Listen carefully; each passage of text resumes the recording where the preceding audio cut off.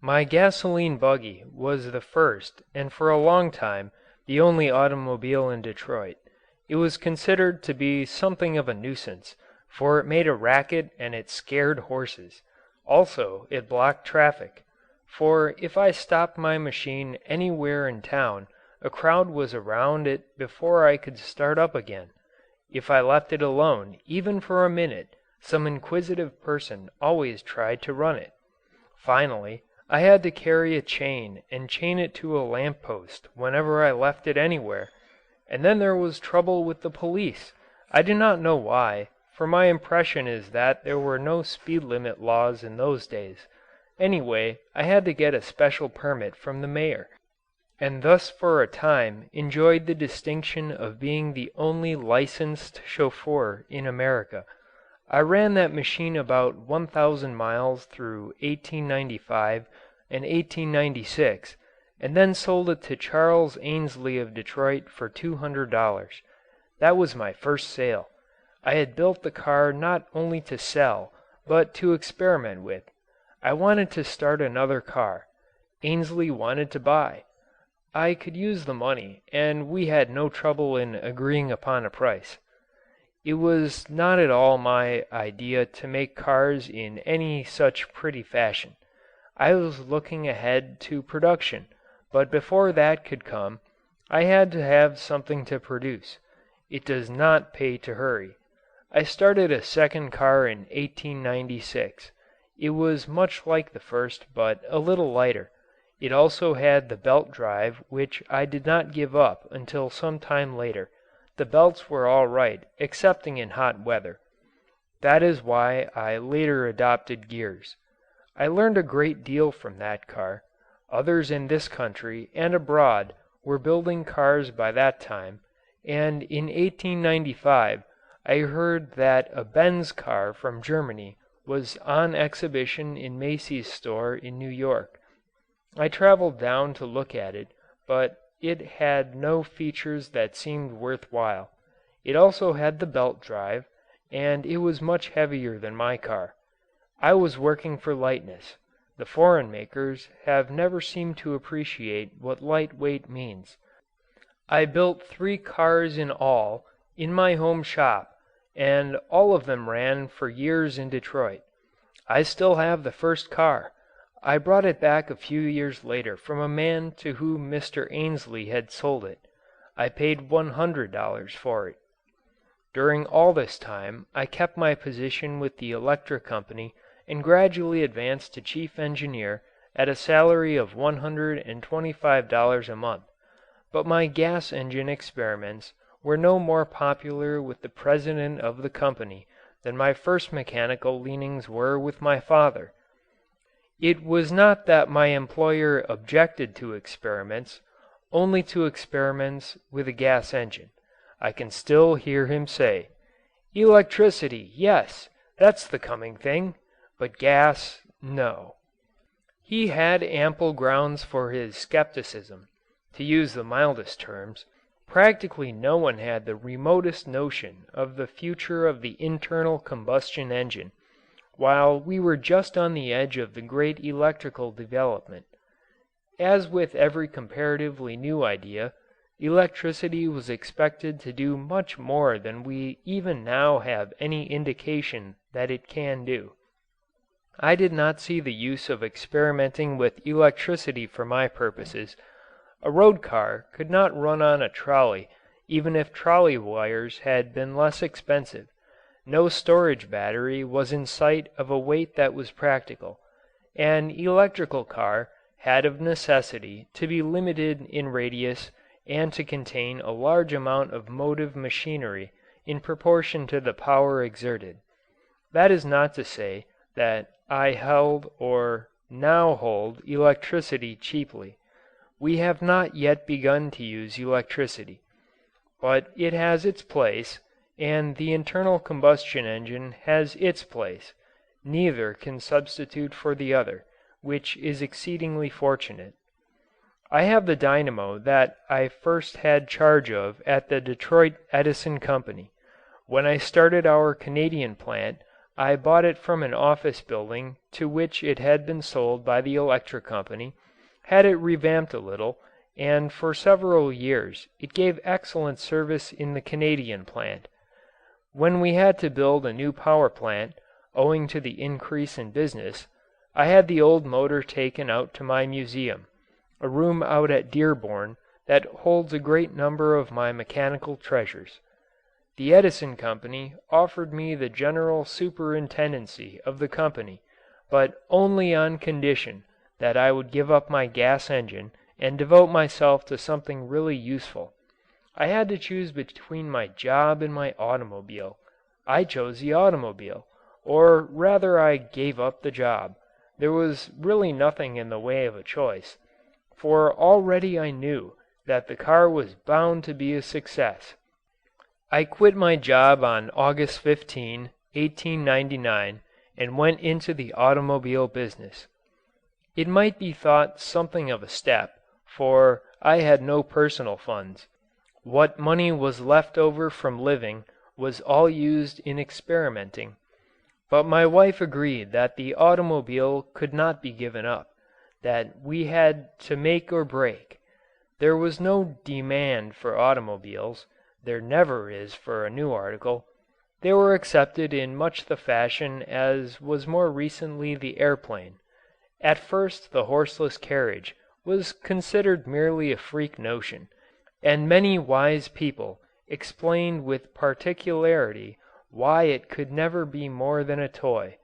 No man of money even thought of it as a commercial possibility. I cannot imagine why each new means of transportation meets with such opposition. There are even those today who shake their heads and talk about the luxury of the automobile and only grudgingly admit that perhaps the motor truck is of some use. But in the beginning there was hardly anyone who sensed that the automobile could be a large factor in industry. The most optimistic hoped only for a development akin to that of the bicycle. When it was found that an automobile really could go and several makers started to put out cars, the immediate query was as to which would go fastest. It was a curious but natural development, that racing idea. I never thought anything of racing, but the public refused to consider the automobile in any light other than as a fast toy. Therefore later we had to race. The industry was held back by this initial racing slant, for the attention of the makers was diverted to making fast rather than good cars. It was a business for speculators. A group of men of speculative turn of mind organized, as soon as I left the electric company, the Detroit Automobile Company to exploit my car. I was the chief engineer and held a small amount of the stock. For 3 years we continued making cars more or less on the model of my first car. We sold very few of them. I could get no support at all toward making better cars to be sold to the public at large. The whole thought was to make to order and to get the largest price possible for each car. The main idea seemed to be to get the money, and without authority other than my engineering position gave me, I found that the new company was not a vehicle for realizing my ideas, but merely a money-making concern that did not make much money. In March 1902 I resigned, determined never again to put myself under orders. The Detroit Automobile Company later became the Cadillac Company under the ownership of the Lelands, who came in subsequently. I rented a shop, a one-story brick shed, at 81 Park Place to continue my experiments and to find out what business really was. I thought that it must be something different from what it had proved to be in my first adventure. The year from 1902 until the formation of the Ford Motor Company was practically one of investigation. In my little one-room brick shop I worked on the development of a 4-cylinder motor, and on the outside I tried to find out what business really was and whether it needed to be quite so selfish a scramble for money as it seemed to be from my first short experience. From the period of the first car, which I have described, until the formation of my present company, I built in all about 25 cars, of which 19 or 20 were built with the Detroit Automobile Company. The automobile had passed from the initial stage, where the fact that it could run at all was enough, to the stage where it had to show speed. Alexander Winton of Cleveland, the founder of the Winton car, was then the track champion of the country and willing to meet all comers.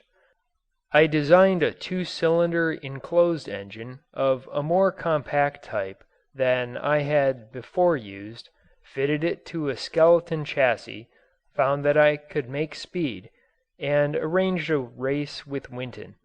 We met on the Grosse Pointe track at Detroit. I beat him. That was my first race, and it brought advertising of the only kind that people cared to read. The public thought nothing of a car unless it made speed, unless it beat other racing cars. My ambition to build the fastest car in the world led me to plan a four-cylinder motor, but of that more later. The most surprising feature of business, as it was conducted, was the large attention given to finance, and the small attention to service. That seemed to me to be reversing the natural process, which is that the money should come as the result of work, and not before the work. The second feature was the general indifference to better methods of manufacture, as long as whatever was done got by and took the money. In other words, an article apparently was not built with reference to how greatly it could serve the public, but with reference solely to how much money could be had for it, and that without any particular care whether the customer was satisfied. To sell him was enough. A dissatisfied customer was regarded not as a man whose trust had been violated, but either as a nuisance or as a possible source of more money in fixing up the work which ought to have been done correctly in the first place. For instance, in automobiles there was not much concern as to what happened to the car once it had been sold. How much gasoline it used per mile was of no great moment. How much service it actually gave did not matter, and if it broke down and had to have parts replaced, then that was just hard luck for the owner. It was considered good business to sell parts at the highest possible price on the theory that since the man had already bought the car, he simply had to have the part and would be willing to pay for it. The automobile business was not on what I would call an honest basis, to say nothing of being, from a manufacturing standpoint, on a scientific basis, but it was no worse than business in general. That was the period, it may be remembered, in which many corporations were being floated and financed. The bankers, who before then had confined themselves to the railroads, got into industry. My idea was then and still is that if a man did his work well, the price he would get for that work, the profits and all financial matters would take care for themselves, and that a business ought to start small and build itself up and out of its earnings. If there are no earnings, then that is a signal to the owner that he is wasting his time and does not belong in that business. I have never found it necessary to change those ideas, but I discovered that this simple formula of doing good work and getting paid for it was supposed to be slow for modern business. The plan at that time most in favor was to start off with the highest possible capitalization and then sell all the stock and all the bonds that could be sold. Whatever money happened to be left over after all the stock and bond selling expenses and promoters, charges and all that, went grudgingly into the foundation of the business. A good business was not one that did good work and earned a fair profit. A good business was one that would give the opportunity for the floating of a large amount of stocks and bonds at high prices. It was the stocks and bonds, not the work, that mattered. I could not see how a new business or an old business could be expected to be able to charge into its product a great big bond interest and then sell the product at a fair price. I have never been able to see that. I have never been able to understand on what theory the original investment of money can be charged against a business. Those men in business who call themselves financiers say that money is worth 6% or 5% or some other percent, and that if a business has $100,000 invested in it, the man who made the investment is entitled to charge an interest payment on the money, because if instead of putting that money into the business he had put it into a savings bank or into certain securities, he could have a certain fixed return. Therefore they say that a proper charge against the operating expenses of a business is the interest on this money. The idea is at the root of many business failures and most service failures. Money is not worth a particular amount. As money it is not worth anything, for it will do nothing of itself. The only use of money is to buy tools to work with or the product of tools. Therefore, money is worth what it will help you to produce, or buy, and no more. If a man thinks that his money will earn 5% or 6%, he ought to place it where he can get that return.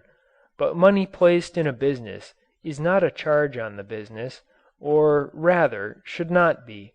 It ceases to be money and becomes, or should become, an engine of production, and it is therefore worth what it produces, and not a fixed sum according to some scale that has no bearing upon the particular business in which the money has been placed. Any return should come after it has produced, not before. Business men believed that you could do anything by financing it. If it did not go through on the first financing, then the idea was to refinance. The process of refinancing was simply the game of sending good money after bad. In the majority of cases, the need of refinancing arises from bad management, and the effect of refinancing is simply to pay the poor managers to keep up their bad management a little longer. It is merely a postponement of the day of judgment. This makeshift of refinancing is a device of speculative financiers. Their money is no good to them unless they can connect it up with a place where real work is being done, and that they cannot do unless, somehow, that place is poorly managed. Thus, the speculative financiers delude themselves that they are putting their money out to use. They are not. They are just putting it out to waste. I determined absolutely that never I would join a company in which finance came before the work or in which bankers or financiers had a part.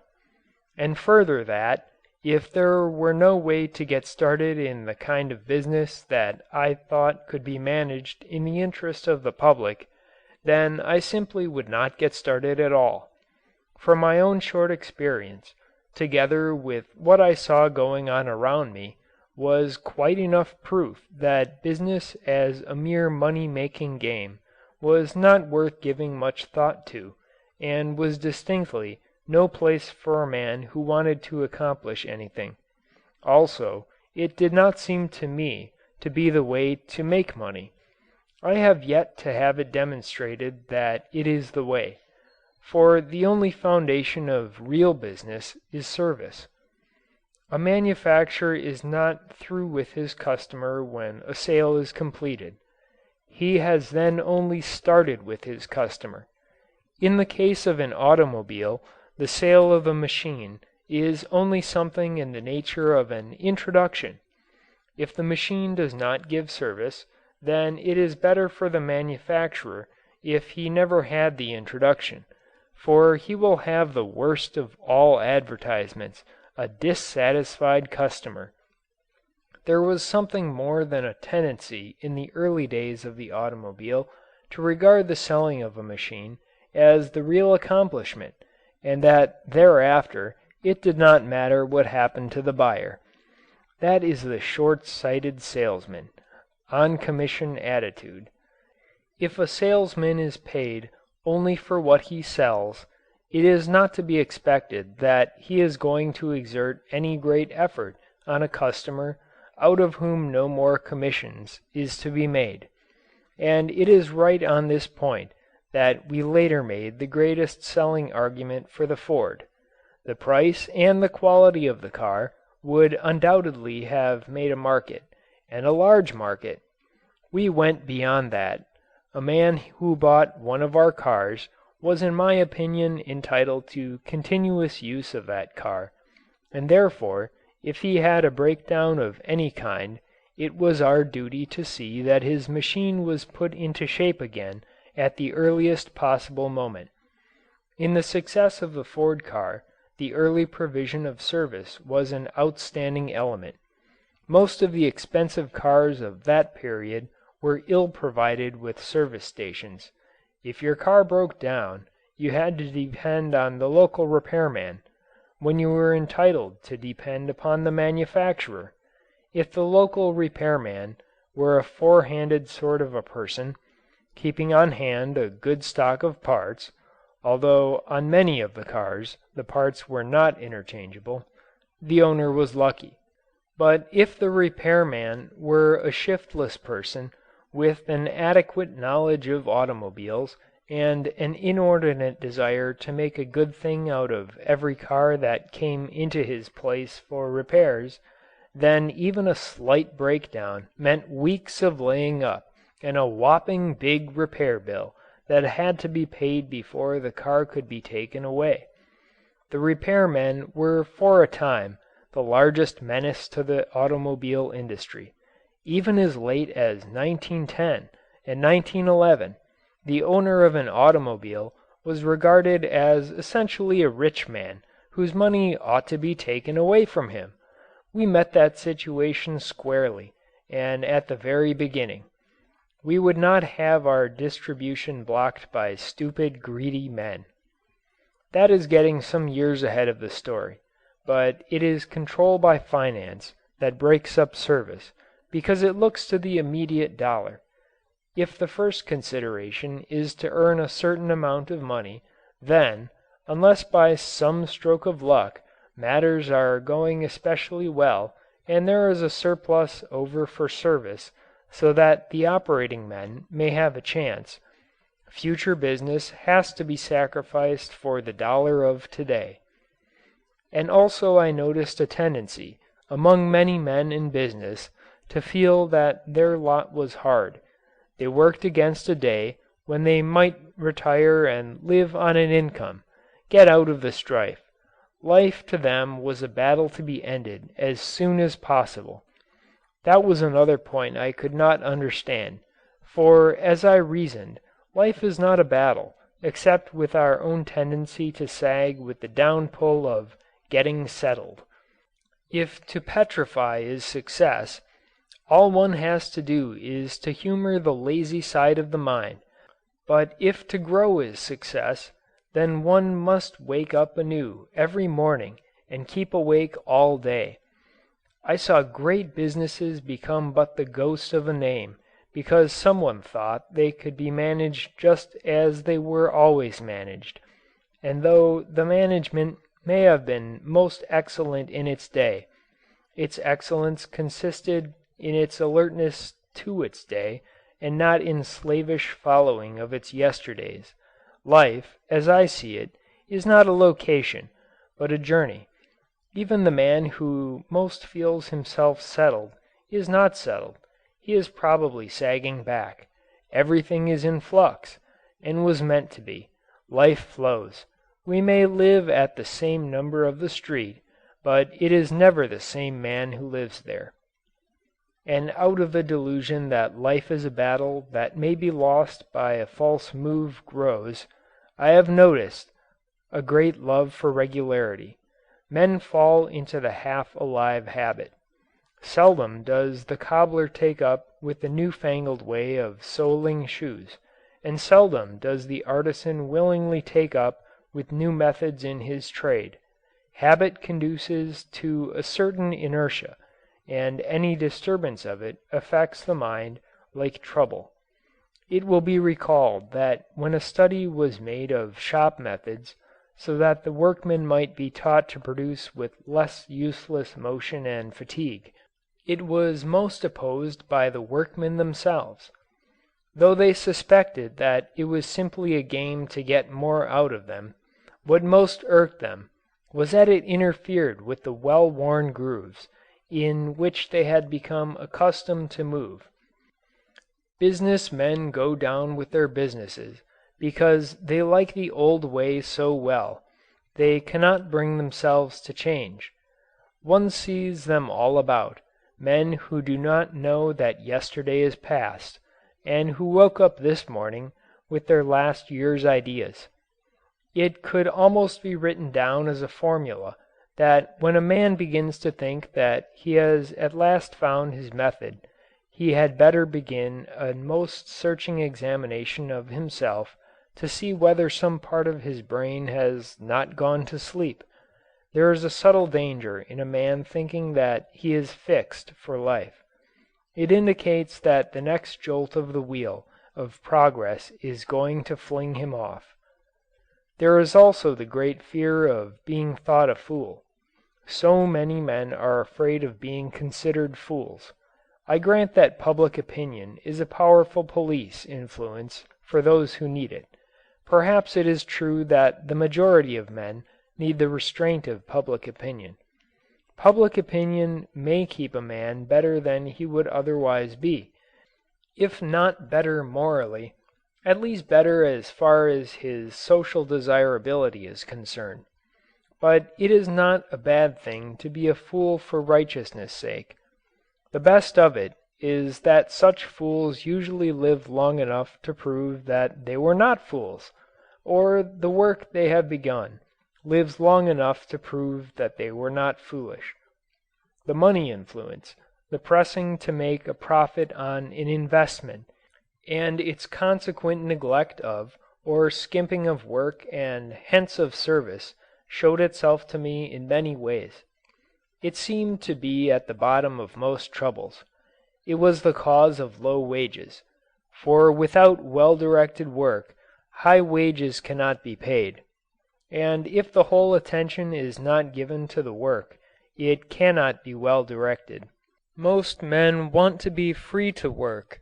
Under the system in use, they could not be free to work. During my first experience I was not free. I could not give full play to my ideas. Everything had to be planned to make money. The last consideration was the work. And the most curious part of it all was the insistence that it was the money and not the work that counted. It did not seem to strike anyone as illogical that money should be put ahead of work, even though everyone had to admit that the profit had to come from the work. The desire seemed to be to find a short cut to money and to pass over the obvious short cut, which is through the work. Take competition. I found that competition was supposed to be a menace, and that a certain good manager circumvented his competitors by getting a monopoly through artificial means. The idea was that there were only a certain number of people who could buy, and that it was necessary to get their trade ahead of someone else. Some will remember that later many of the automobile manufacturers entered into an association under the Selden patent, just so that it might be legally possible to control the price and the output of automobiles.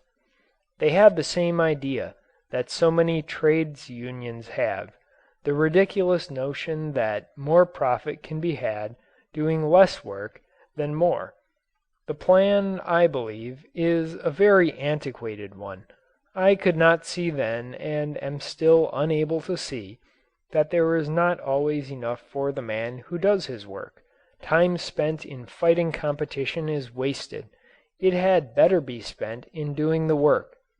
There are always enough people ready and anxious to buy, provided you supply what they want and at the proper price. And this applies to personal services as well as to goods. During this time of reflection I was far from idle. We were going ahead with a 4-cylinder motor and the building of a pair of big racing cars. I had plenty of time, for I never left my business. I do not believe a man can ever leave his business. He ought to think of it by day and dream of it by night. It is nice to plan to do one's work in office hours, to take up the work in the morning, to drop it in the evening, and not have a care until the next morning. It is perfectly possible to do that if one is so constituted as to be willing through all of his life to accept direction, to be an employee, possibly a responsible employee, but not a director or manager of anything. A manual laborer must have a limit on his hours, otherwise he will wear himself out. If he intends to remain always a manual laborer, then he should forget about his work when the whistle blows. But if he intends to go forward and do anything, the whistle is only a signal to start thinking over the day's work in order to discover how it might be done better. The man who has the largest capacity for work and thought is the man who is bound to succeed. I cannot pretend to say, because I do not know, whether the man who works always, who never leaves his business, who is absolutely intent upon getting ahead, and who therefore does get ahead, is happier than the man who keeps office hours, both for his brain and his hands. It is not necessary for anyone to decide the question. A 10-horsepower engine will not pull as much as a 20. The man who keeps brain office hours limits his horsepower. If he is satisfied to pull only the load that he has, well and good, that is his affair, but he must not complain if another, who has increased his horsepower, pulls more than he does. Leisure and work bring different results. If a man wants leisure and gets it, then he has no cause to complain, but he cannot have both leisure and the results of work. Concretely, what I most realized about business in that year, and I have been learning more each year without finding it necessary to change my first conclusions, is this: 1. That finance is given a place ahead of work and therefore tends to kill the work and destroy the fundamental of service. 2. That thinking first of money instead of work brings on fear of failure, and this fear blocks every avenue of business. It makes a man afraid of competition, of changing his methods, or of doing anything which might change his condition. 3. That the way is clear for anyone who thinks first of service, of doing the work in the best possible way. End of chapter 2.